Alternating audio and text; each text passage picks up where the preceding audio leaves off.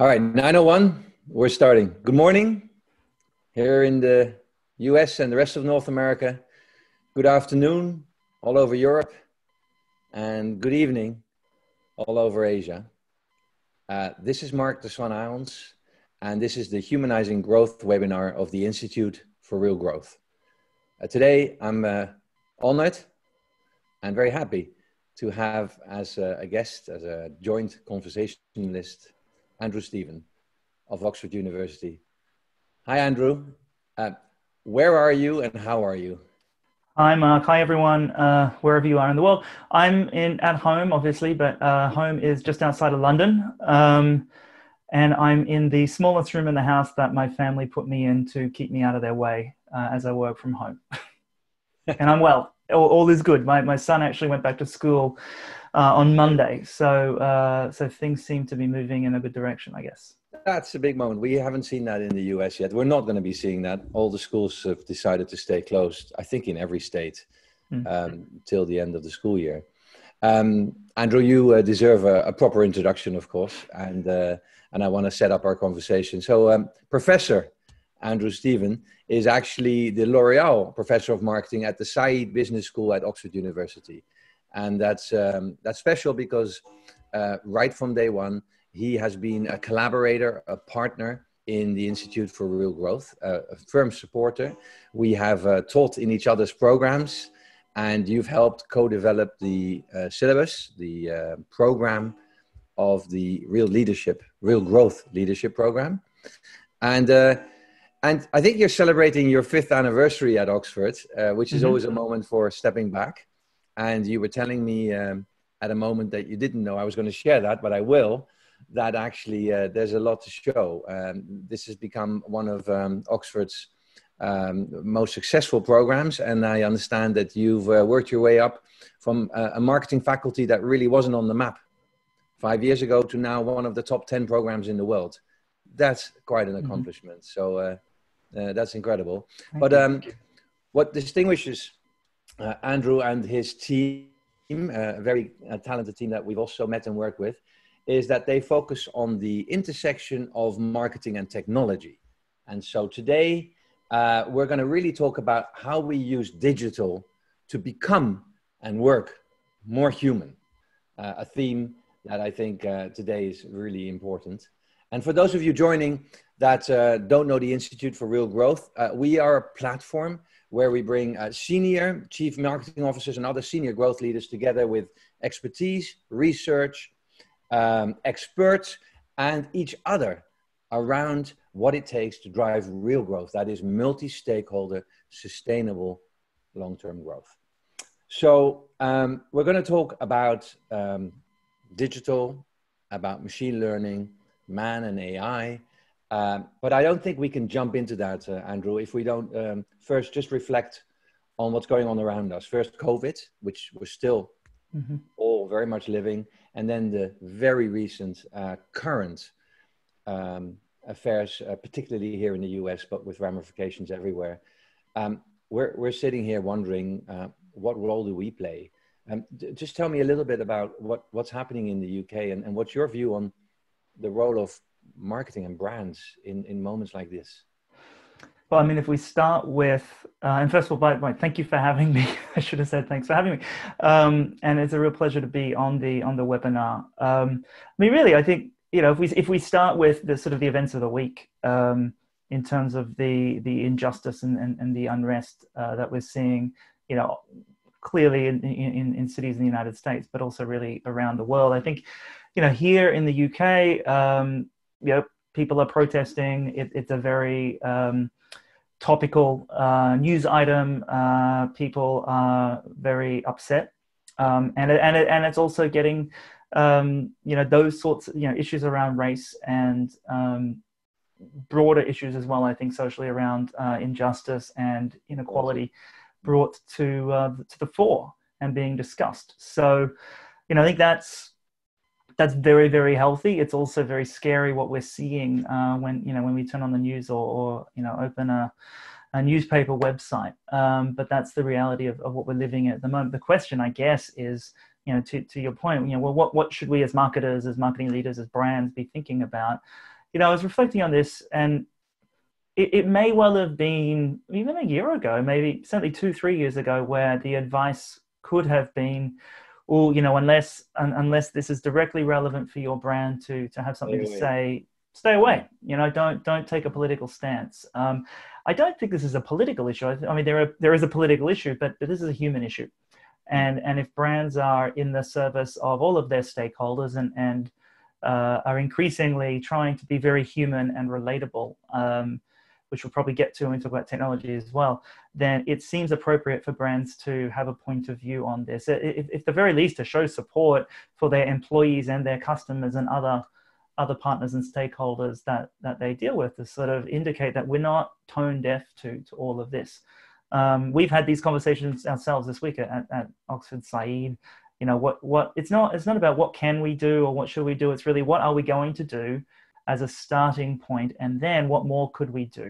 And so we've seen, for example, our social media accounts went blank on Tuesday, all the things that we would have expected.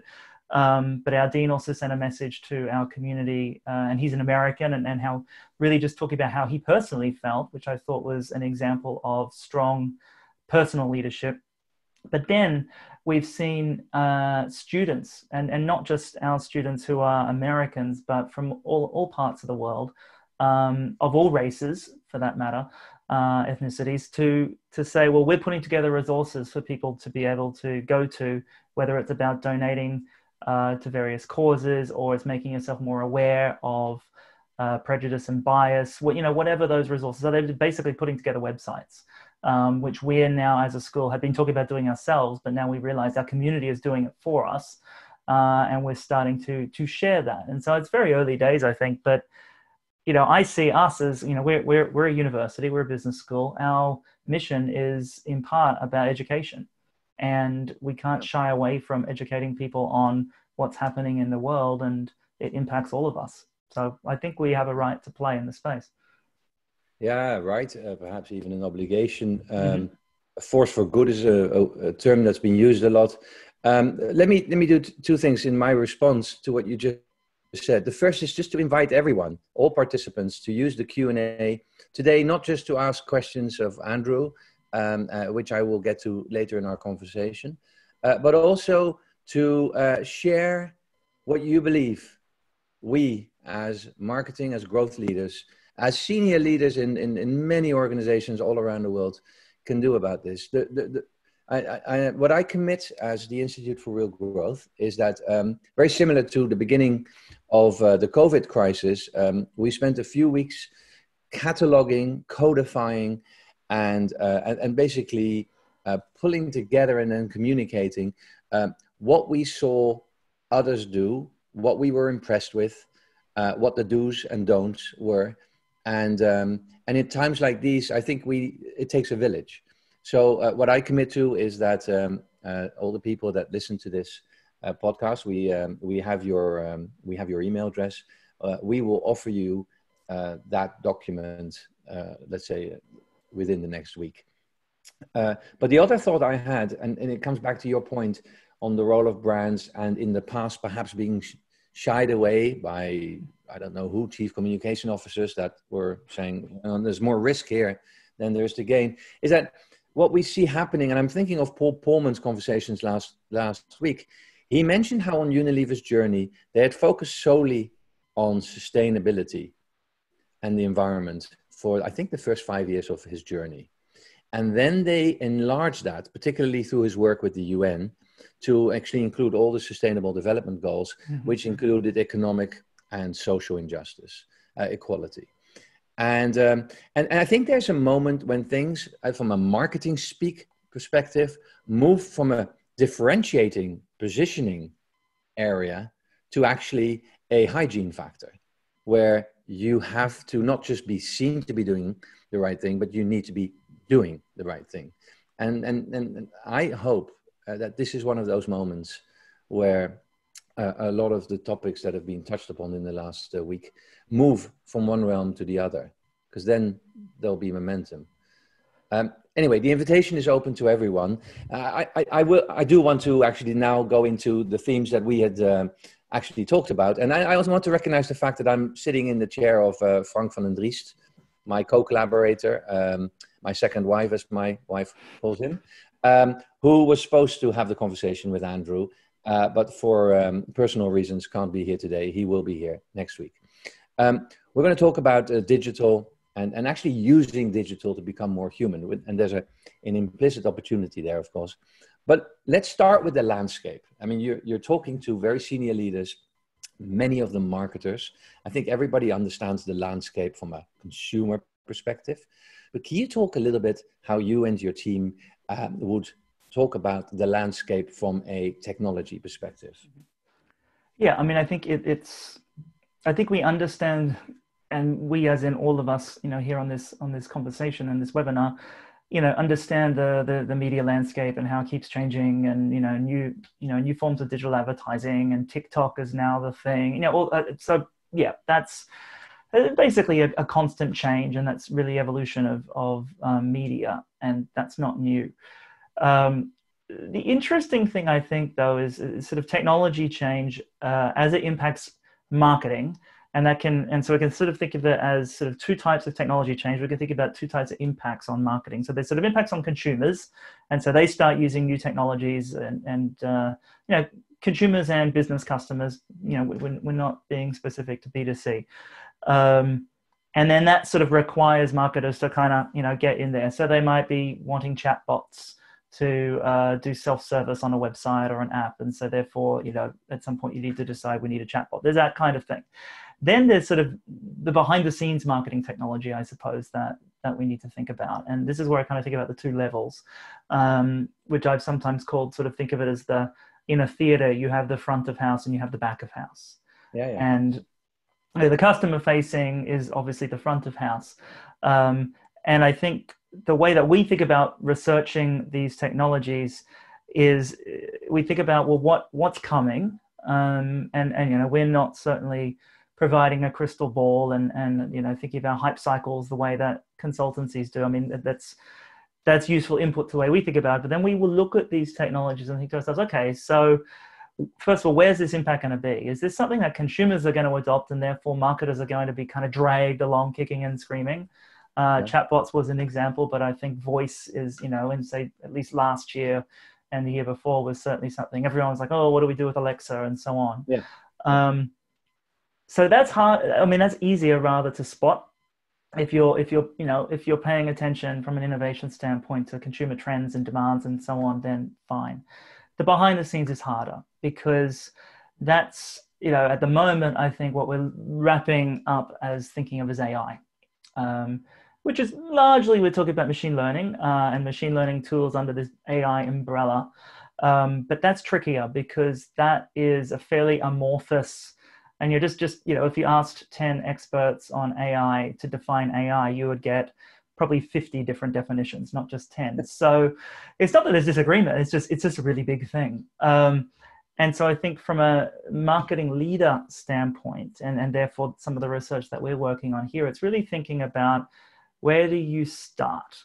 What do you need to do? What are the sort of ingredients for success in either building your own AI and machine learning systems and sort of data-driven marketing and so on, or in using the systems out there? And so, a really good example of sort of AI-driven marketing that most of us are very familiar with, at least in terms of using, is Google's advertising system and Facebook's advertising system. So if we think about that sort of advertising duopoly and how much of the digital ad market they control, their targeting systems are, as they describe them, AI-based systems. And so, it's not that we're going to reinvent a different programmatic targeting tool, but I think leaders need to understand how that works. So there's a practical usefulness aspect to that, as well as kind of keeping, one eye on what's coming up next. So I guess there's a lot of things to look at, and that becomes part of the challenge, and a lot of it's sort of behind the scenes. Okay, so now I'm a CMO of let's say a big CPG company, I've got vendors coming through every window hole, and I think marketing is now the biggest buyer of technology since a year or two. Everybody tells me things that obviously lead to me purchasing their technology or the consulting in the end. So I don't know who to trust. What's a realistic way for me to really understand what might matter for me, not today, but 2-3 years from now? So I think, to preface this, I'd say that the learning curve, I think, for a marketing leader is largely around learning the right questions to ask. So it's not about becoming a technical expert. It's about being fluent, I think, in the technology, but it's not, you need to understand the difference between, here's a jargon alert, supervised learning and reinforcement learning, unless you really are into this stuff. But someone needs to understand that and explain it to you at a certain point. But when these, salespeople basically are coming through the door, I don't believe they're, trying to sell snake oil. But they are obviously motivated to pitch their offer. So it's about the right questions to ask, and then linking that with what you're actually trying to do in the organization. So this can't just be a side project. And I've seen this in work with consumer goods companies in particular, who are sort of, have been around for a long time and very successful. They're trying to digitally transform, and they're asking the right questions, but it's not tied into the overarching strategy. And so there has to be an alignment. I think that's the first part. And the other part is, are you actually ready for this? And so to give you an example, we mentioned chatbots. So, generally speaking, let's suppose, again, you're a large customer oriented organization, and you want a customer care chatbot, answering questions from customers. Will this product work on this or that, that kind of thing? Makes perfect sense. It'd be very efficient. You might be running call centers instead, or lots of people answering emails. So you want to pivot that a bit. You can't just switch that on. You can't just, you could buy chatbot technology, but you can't have a good chatbot from day one, because it needs to, if it's advanced, it's got to learn the questions and the answers. It's got to learn the types of answers, the way of answering. It's got to learn also maybe when to kick it over to a human, because the query is too complex. And how do you learn that? Well, you need data. And so, in some cases that we've looked at, you see it takes 2-3 years to build up enough data. And the input data there is call center, conversation transcripts, email logs, Q&A, FAQs from websites, that kind of thing. So you can't do it overnight. And so I guess the other leadership challenge there is to think about not just what do I need right now, but what do I need to invest in now that will get us to something that's of value maybe 2 years down the line.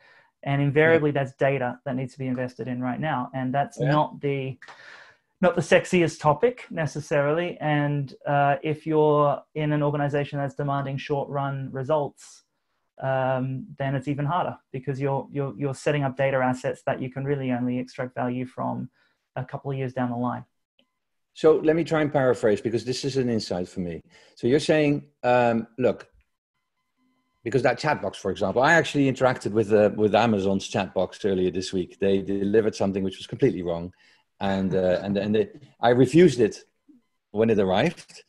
They think I have it, and they keep wanting to schedule a pickup. And so I was trying to, and I was basically trying to break out of this chat box bottle. But your bigger point is there are technologies that are going to, and I want to get to the questions to ask in a minute, because you've referred to that a few times, but you haven't actually said what they are. But there's technologies that are up and coming and will, again, be hygiene at some point. You just expect that level of speed in response, for example. You may make the judgment call that that's not quite where we are, but that means that today you need to be investing in what? In how you capture your data, how you... to think about what that machine, what you need to feed that machine. Is that what you're saying? Yeah. I mean, it's think of it as a hungry monster, so to speak, and it needs to be fed. And so it's not just about how do we collect data, because every storage is cheap. We can store records, but it's also processing them in that example, it's a lot of unstructured data, meaning text, which might need to be processed through natural language processing to turn it into something that can be fed into machine learning algorithms. So there's sort of what often is called data engineering, data cleaning, that sort of work, just sort of good filing hygiene, essentially, that needs to be done. And that, it's the tricky bit there is it's not that anyone would disagree with that, but it's sometimes hard to justify, that investment versus, other things that are going on at the moment. And it's not, in an organization that hasn't done that before, it's really hard because you don't have the people in-house or enough people in-house for sure to be able to do it. So then who do you turn to for help? Then you get into a make or buy decision. And then there's all these sorts of things that slow down the process. And all of a sudden you've lost 6 months. And so it's just it's unfamiliar territory, I think, for a lot of the marketing leaders. So is it fair to say, because that to me would be motivating for the leaders listening in, is it fair to say that the initial investments, the thought process of, look, we think we might, where will AI, for example, start to play a role for us and how we interact with consumers? Well, here's 3 areas. But there might be more, but 3 almost certainly. We're not ready to invest. We're not ready to do what we want to do, perhaps, but we want to put things in place in such a way that 3 years from now, we're not saying, oh my God, if only we'd structured the data X, Y, Z. Are those initial investments of a scale that, we have to talk to everybody about this huge investment? Or are they putting the basic steps in place? Are those actually not that scary? And therefore is something that everyone that is listening should be thinking and doing? I mean, there's probably some middle ground there. I don't think we're talking about, investments in massive enterprise data lakes, these sorts of things. I think we're talking more about, investing in, let's say we use the example of certain types of data and organizing that data and labeling it so that it could be used in the near future. The way I think about it is, you could, it's not inherently necessary an expense, but it's a resource, it's time, and to justify that asset. So there's probably 2 ways I think about it, and that I think is quite a clever approach that I've thought of and seen as well, is 1, have multiple potential uses for it. So, it's not like we're investing in a product development cycle where, if we're lucky, we'll have a blockbuster product that we can bring to market, 2 years, 3 years from now, after the technology is matured or whatever else, and it's make or break. Yeah. But rather think of it as we're amassing these assets, these digital assets, that we should have a plan in place now in terms of, could we do something with it now? So, back to the chatbot example, we've got to feed it with email and call center logs, and we've got to run it through, say, natural language processing to kind of extract some meaning from that for future use. Well, we could also look at that, what we're extracting now in terms of sentiment and consumer emotion and topics and all the sorts of things that you would get from, say, social media listening dashboards, right? Yeah. So we could use it now for that purpose. So that might actually be enough to justify the effort. At least initially. Then we might think, well, in a year from now, we might have gotten enough data to be able to, have some data scientists do something with it. And that might be more as a test case. Then maybe 2 years down the line, we could do something that we could sort of put into production and have that chatbot that we want. So I think thinking about multiple uses over time and sort of a contingency planning approach is a way to make it easier to swallow.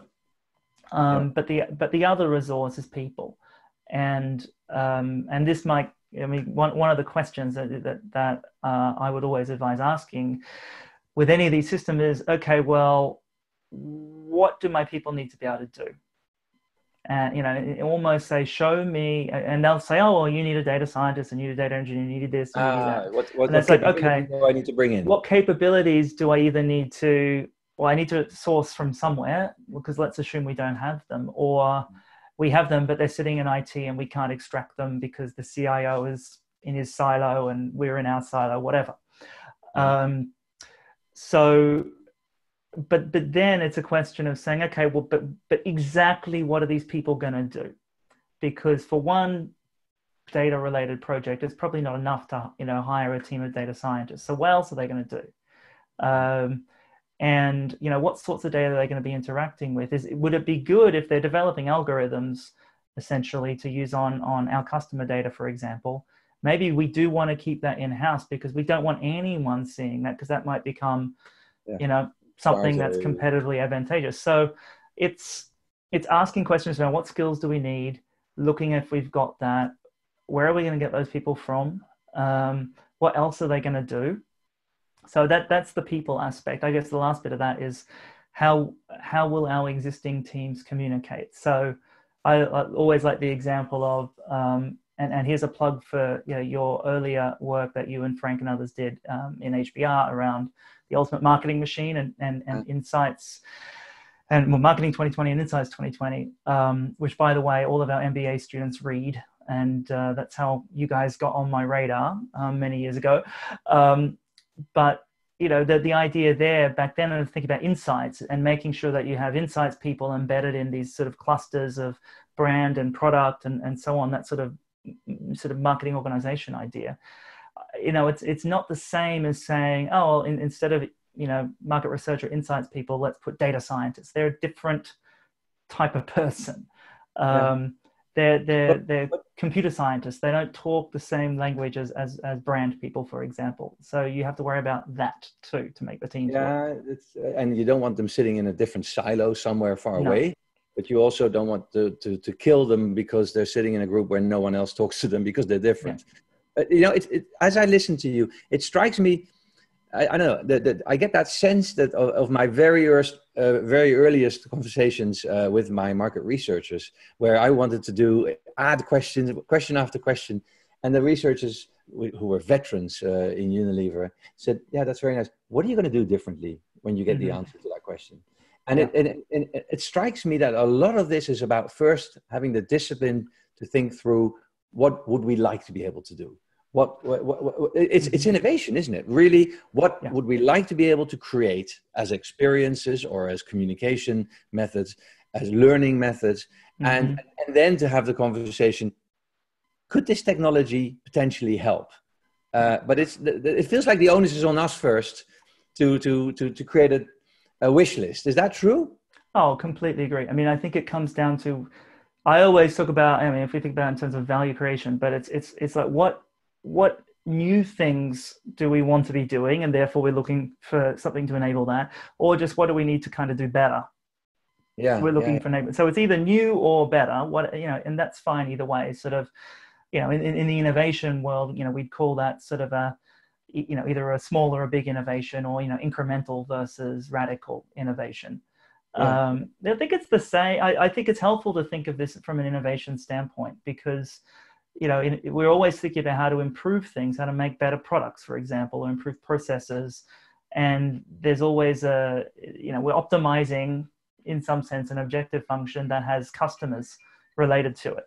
And so that's where we have to start, and then figure out what technology we need to use, and you know, don't succumb to thinking about shiny new toys and such. Okay, hey, if you don't mind, I'm going to get really specific, because I'm reading the questions a little bit during your answers. And Javier Mesa, who is head of creative, not of creative, he's head of all the brands at Coca-Cola Sparkling, is what he's head of. And he jumped in when you started talking about chatbots and said, so what about the cultural relevancy and the cultural sensitivities around those? And Jan van Twillert, who's now in Russia, also one of our participants, said, and the same for voice. You know, how have you started to get signals as these technologies get rolled out globally that they actually land dramatically different in different parts of the world? Any lessons learned? I mean, limited lessons learned. I mean, I think it's only early days in terms of some of the work that we're doing from research-wise around specifically AI chatbots, and also not at all related, but technology nonetheless is augmented reality. But if we just think about chatbots, I mean, we've done studies where we've looked at, I guess, really only at chatbots in the context of Western consumption. That said, we've looked at how consumers react to them in the context of some German-speaking countries, because it turned out there was a telco we were working with in that part of Europe that we collaborated with on data, as well as with consumers in the UK and the United States. And so you don't see any big differences there in terms of Western consumers. I don't have any empirical evidence that looks at people outside of those parts of the world at the moment, but I think the points are well taken. There are just natural cultural differences in the nature of interacting with a piece of software, basically, or anyone. But then thinking about the software, there are religious considerations in some parts of the world as well about talking to something that is not human. So more spiritual type considerations from a cultural standpoint. There's often been talk around, well, how willing are different cultures to interact with AI in some way, shape, or form, voice or chatbot or something like that. And the sort of the classic cultural stereotypes, quite frankly, that often marketers have used, don't seem to carve up in the same way. So it's not that, say, cultures that seemed as more introverted, for example, are less or more likely. So it's not the ways we think about culture around the world don't seem to necessarily always apply to technology. And indeed, some cultures, in Asia, for example, are a lot more advanced than we are in your part of the world or my part of the world when it comes to this. I'm actually thinking perhaps that I've picked up, and it's certainly not empirical research, but I've picked up signals around introverted cultures or more reserved cultures actually feeling the freedom to express themselves easier in a virtual environment, and perhaps even with a chat. I want to go back to the original theme of our conversation, because ultimately, as you hear my grandfather's clock chime away, the question, of course, is now: will any of these technologies help us be more human? The question was asked in the Q&A as well. Where would you land? What do you think makes companies and brands more human in terms of technology?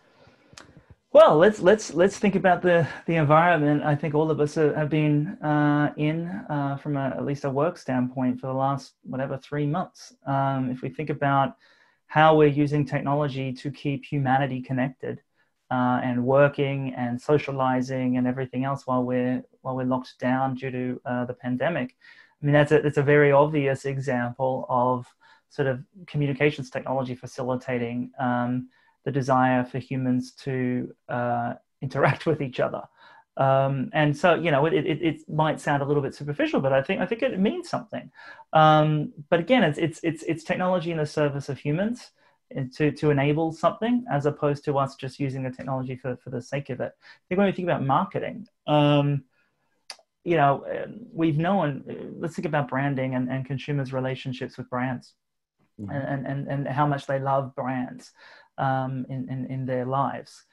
So in many respects, over the last 10, 15 years, if we think about the rise of social media and good marketing on social media, which is really much more about community than advertising, when I sort of think of it this way, that's allowing consumers to have sort of deeper connections, not only with the brands that they love, because they can, go to the brand's Facebook page and see stuff from the brand that they're posting there or whatnot, but to interact with other members of that community, other people who might be wherever in the world, who are like-minded and are interested in similar things.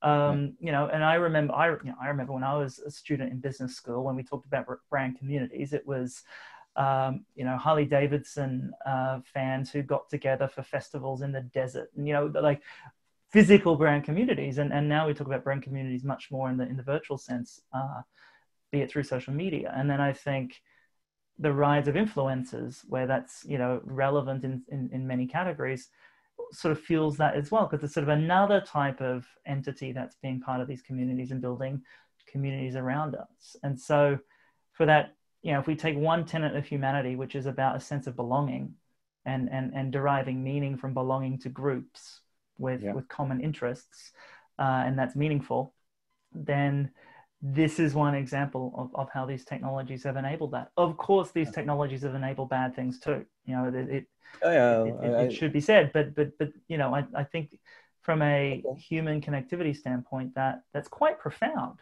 Yeah. I think. Well, let me jump on something you said there, and connect it to one of the modules in the Real Growth Leadership Program. For those of you that are listening and watching that don't know the Institute for Real Growth, we host these weekly webinars, but we also have a leadership program. We call it the Real Growth Leadership Program, where just about 100 CMOs and other senior growth leaders are going through a program that actually has them immersed in learning around the what, the how, and the why of real growth, of multi-stakeholder sustained growth.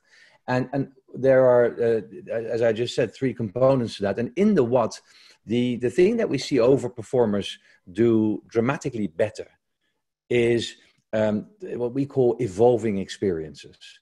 And it's very interesting that you made that point just now about enabling community. Indeed, this sense that brands aren't talking to you, but they're hosting and they're learning at the same time, and hopefully playing into what they learn, and not tone deaf.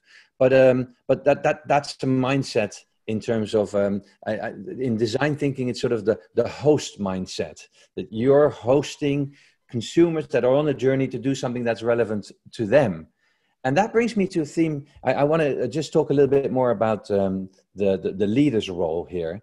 I think many marketers are, if you talk about digital transformation, or just transformation for that side, technology transformation, there isn't anyone listening to our conversation now that isn't, whose company is not involved in that. Mm-hmm. What we've heard in the conversations, though, is that very few of those originate from marketing.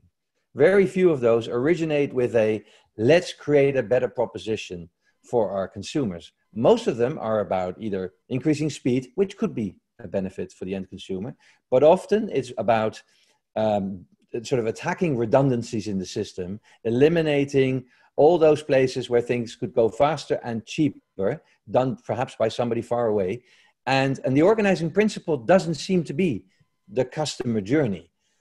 If I'm a CMO and that's happening around me, and I'd love to hear if you share my assumption that that's true almost everywhere, how do I insert myself in that conversation? How do I guide such a transformation to actually be organized around the consumer journey, enabling it rather than trying to force something? It's really hard. I mean, we brought out, it was almost 18 months ago now, we released a report, a study that we did with our friends at General Assembly, the education technology company, which is a report about chief digital and data officers. Yes.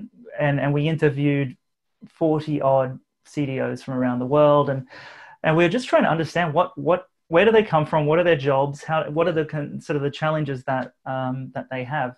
Yeah. And, some of them had a marketing background, but very, very few.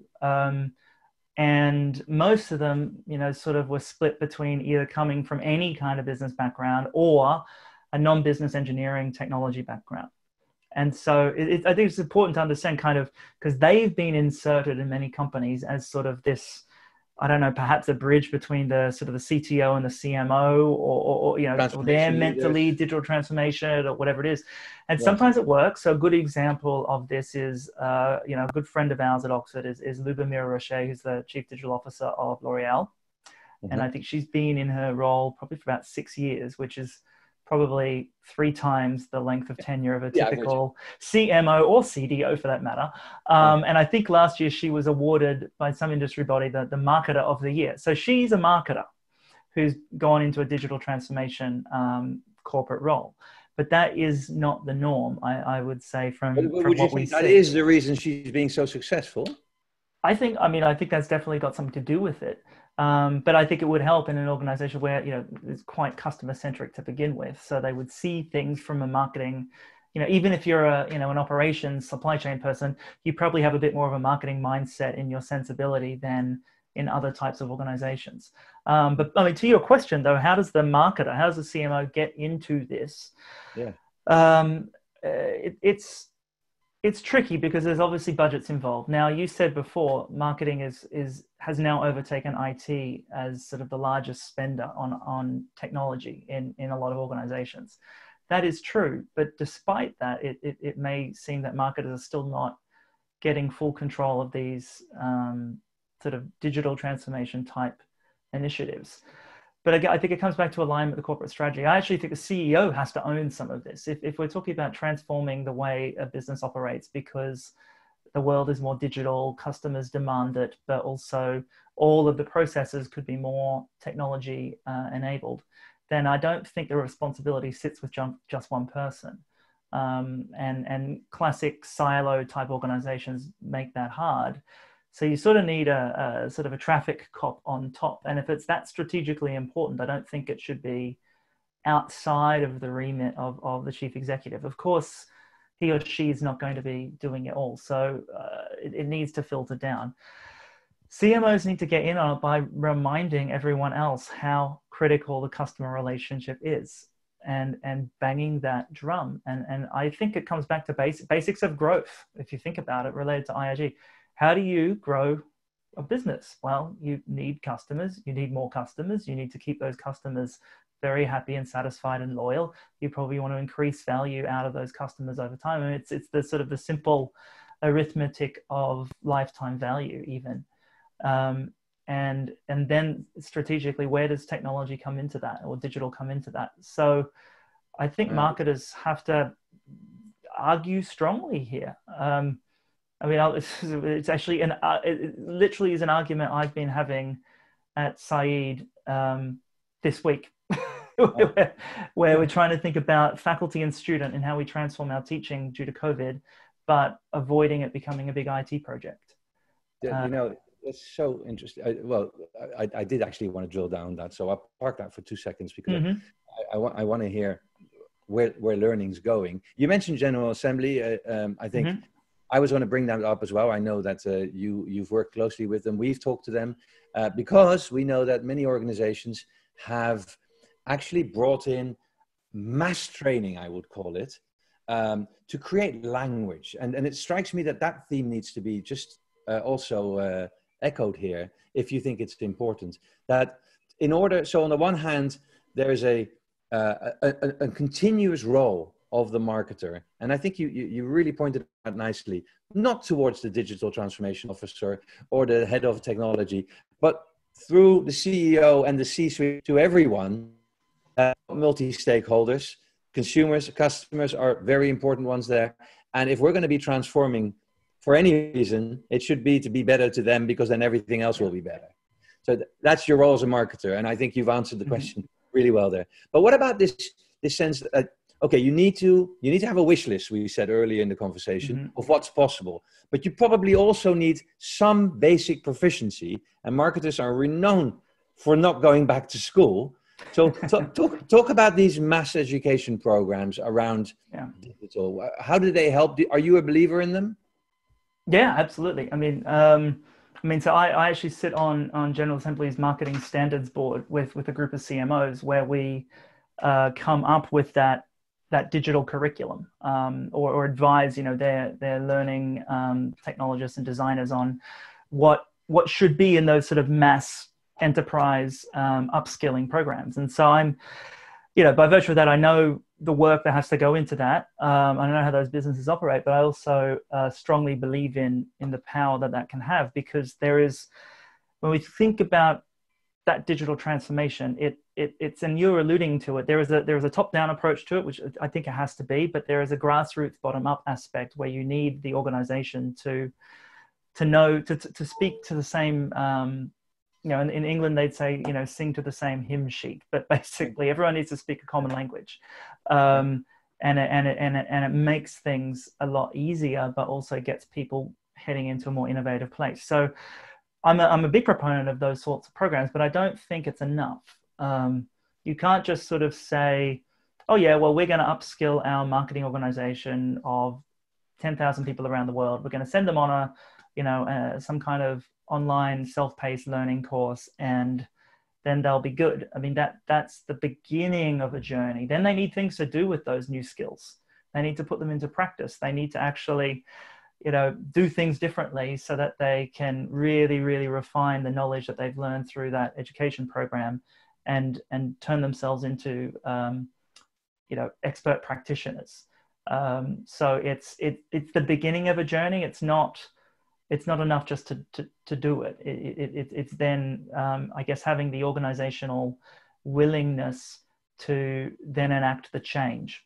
So it's fine. You can go and send someone and, they can learn how to be, the world's greatest, I don't know, digital marketer in some area of expertise. But then if they come back and you just have them working on print campaigns, which is a silly example, but an extreme one, then obviously it's not going to work. So practical experience as well, which requires organizational willingness to take some risks, to experiment, to change their models.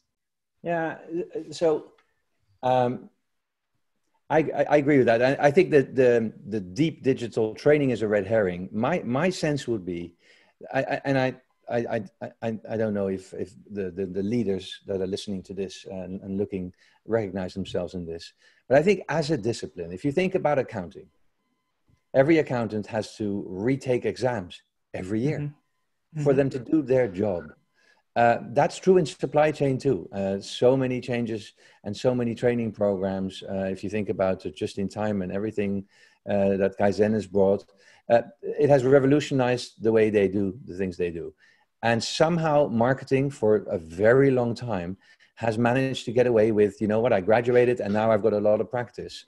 And it strikes me that actually that sort of baseline, every year I need to learn a few things. And maybe the training program that teaches us the basic language around what's possible in technology, maybe that becomes a training program about injustice or environmental impact next year. Because I think what with this program we're saying is, as a company, you can play a role in many places. I want to actually echo a question that someone asked as we were talking, which is about the role of trust and people trusting brands. That's been on the up. And Edelman research shows very clearly that not only do people trust their companies and their brands significantly more than their governments, with the exception of Germany, where the government has it all sorted. But in general, especially in the States, people really do trust companies better, and they want the companies, the CEOs, and the brands to take a stand, to show color, and to actually be a force for good. Is that why brand trust is going up?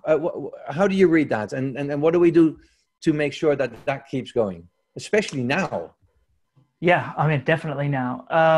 There's a couple of thoughts related to this, because I don't think we know enough yet about this uptick in brand trust to really fully decompose what's driven that. I think it has got something to do with, because think about Edelman Trust Barometer is great research. But if you think about the level in trust of brands, if you were to ask people how much do you trust brands, they probably think about the brands that they trust. So so it's a bit tautological, but that's okay, because I think people are thinking. So what that means is, of the brands that I like or I'm loyal to or I buy into, I trust them more.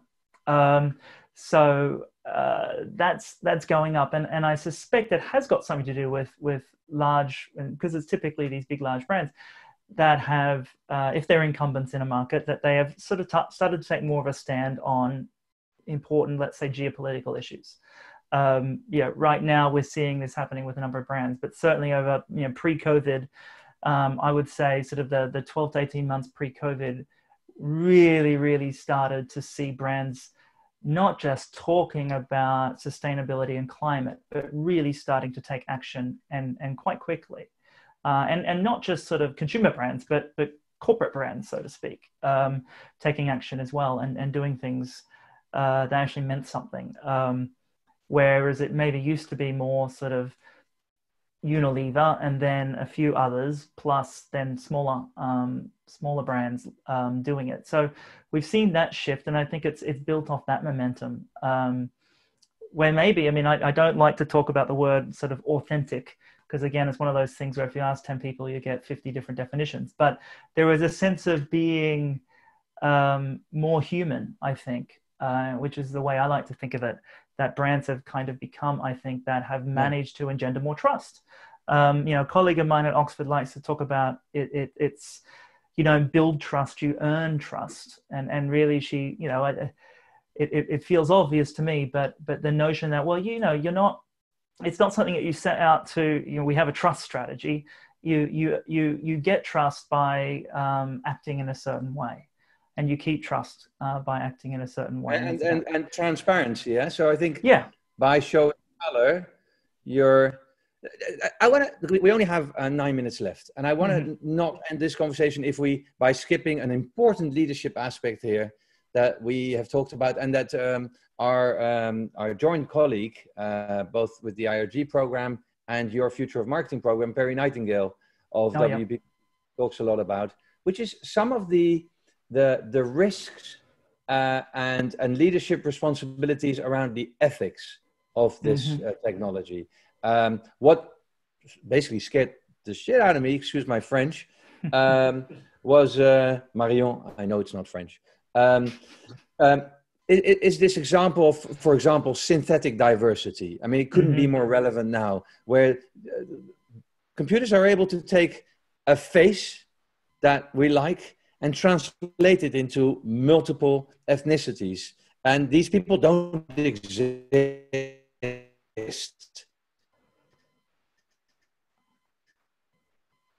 That, but it is happening. And then I prevent that this technology goes right and goes to places where I don't want to go as a brand or as a leader. Yeah. I mean, so the technology and Perry Nightingale, who works for the CTO of WPP, is somewhat of a pioneer of thinking about AI and ad creative. Not say somewhat, he definitely is a pioneer and a good friend of ours. But fascinating the sort of ethical debates you get into here, because yes, the technology can create synthetic humans, as they call them, that look like whatever you want, right? We know that. I mean, video games have been doing that, movies have been doing that. So of course, the technology is there.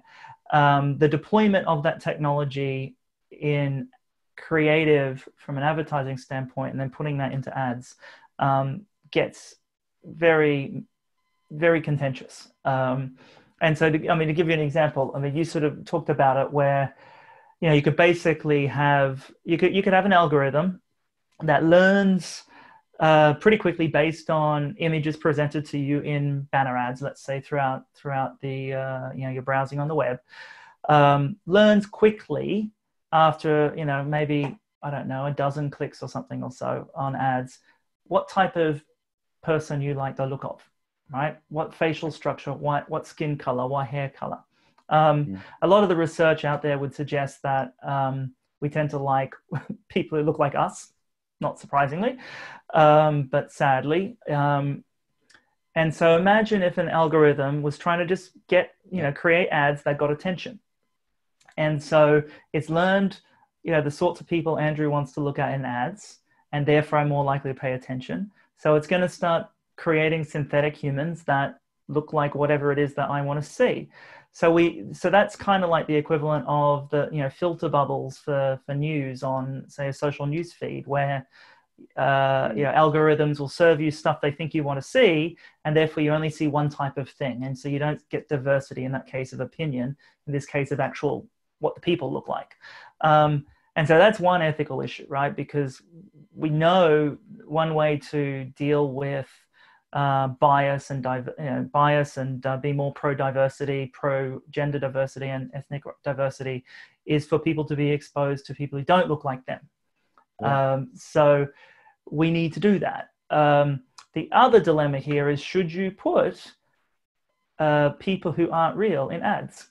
It's literally, created probably in order to achieve a more diverse, let's say, palette of skin tones. Well, wait, haven't we passed that moment so long ago when Dove 20 years ago started calling out the beauty industry for manipulation. I mean, isn't the question of? It's funny. I noticed one of the leaders that we celebrate in our program because we think that he's demonstrating the way forward is Norman de Greve, the CMO of CVS, and he took what arguably is an old idea from Dove Real Beauty 20 years ago, but CVS now has this untouched logo in all its communication, very clearly explaining that it is. But apparently, we still need to explain that. Apparently, that's the exception rather than the norm. And what you're saying is, as a company, I think we need to start developing guidelines on on what we find acceptable. Yeah, absolutely, and that's exactly it. I mean, not just guidelines, but hard policy, so that you really paint the lines around what is allowed and what is not acceptable. But then, I mean, it's difficult because not everyone has the same, moral compass or ethics as everyone else. So I think there is an industry role to play here. We're just starting some work, incidentally, with the International Chamber of Commerce around this type of issue. And they have probably hundreds of thousands of business members all around the world of all sorts of sizes. And they're trying to come up with guiding principles around ethical and appropriate use of AI for business. And in their initial research, I don't think they've found anything that's kind of perfect that could be used, and so it needs to be created, and they've come to us to collaborate on that, but I think those sorts of things can help. They're never going to stop necessarily someone using the technology for an unethical purpose, but I think as an industry and as a set of leaders, we can make a difference. Look, we've done that in food labeling. We've agreed how to communicate what we've put in the products. I think there's a huge advancement in the communicating about the environmental footprint that a product makes. And I think, again, back to Paul Polman's comments that we need to go broader from environmental to actual social and economic perspectives. It's tremendously interesting, slightly scary, very challenging, and also, of course, a huge opportunity. And I'm looking at the clock, Andrew. That's where we've got to leave it. So, in closing, if you have 1 minute to tell everyone who's listening the one thing as a leader now they need to make sure they do, what would it be? Right now, I think we've got to, given everything that's been going on in the world in the last 3-4 months, I think, I don't know about your organization, but certainly in ours, and I'm sure yours, there's a lot of, we're in crisis mode and we're focusing on what to do right now. And I worry that first of all, we exhaust ourselves because we're running a marathon, not a sprint. We're always going to be dealing with crises, I think, for the foreseeable future, because I don't think things are going to get easier before they get maybe a bit more complicated. So it runs the risk of us adopting far too much of a short-term focus and forgetting about long-range strategy and investing in cultivating assets that we're going to need down the line, we shouldn't forget that. Professor Andrew Stephen, Andrew, it's fantastic to talk to you. It strikes me that in the week that we are in, and in the crisis which has been overtaken, at least in the US, by a crisis around injustice and inequality, it strikes me that the technologies that we've talked about, left unchecked, will go for what's normal and will perpetuate the world that we live in, and in fact go to the extreme of that world, where in times that we want to change that and we want to break the chains, in fact, as leaders, we need to make sure that we use the technologies to do the opposite in a manner that's appropriate for our company and our brand. So it couldn't be more relevant. It's challenging, and to all listeners, I reiterate my challenging question. Send us your thoughts on what you think brands and companies and you personally as leaders should be doing right now, and we will capture those and look, of course, beyond and share that among this audience. Thank you so much for being here again, and we hope to see you next week. All the best, and Andrew, again, thank you. Thanks, Mark. Thanks, everyone.